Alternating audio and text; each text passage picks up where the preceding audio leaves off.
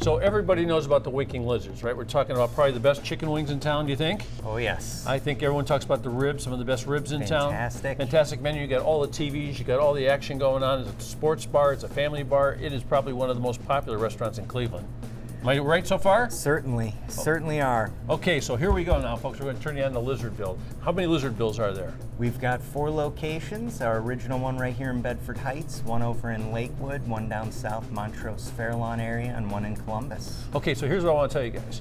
When I came here with a friend who lives in Detroit, he's a beer guy. So he likes going to breweries and all this kind of stuff. He walked in here and his eyes are rolling around like a slot machine. And they came up a winner when they stopped. Because how many different beers you have from how many different parts of the world? Roughly about 700 different beers from all over the globe. Lots and lots of beer to choose from. So how do you organize the beer too? I noticed that it's very interesting. Like sometimes it's by area, sometimes it's by style. How do you guys put it together here?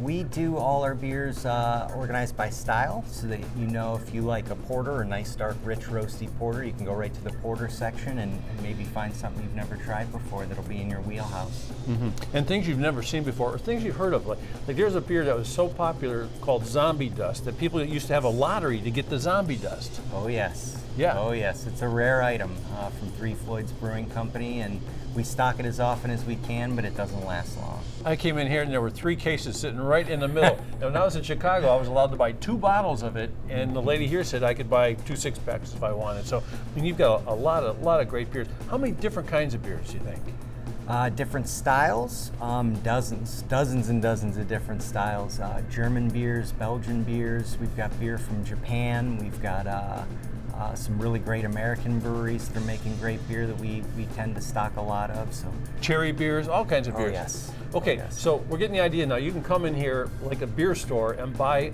bottles of beer by the bottle, or you can get a bottle of beer here and sit down at the table. They'll chill it for you. We've got little quick chillers. Takes about 5 to 7 minutes to chill down a beer, and you can enjoy maybe a sample of beer on draft or enjoy a whiskey while you wait for your beer to chill. We could talk all day about the beer because that's how much beer information is here. But now let's get to the whiskey bar, man, because this is this is also one of those collections that is marvelous, isn't it?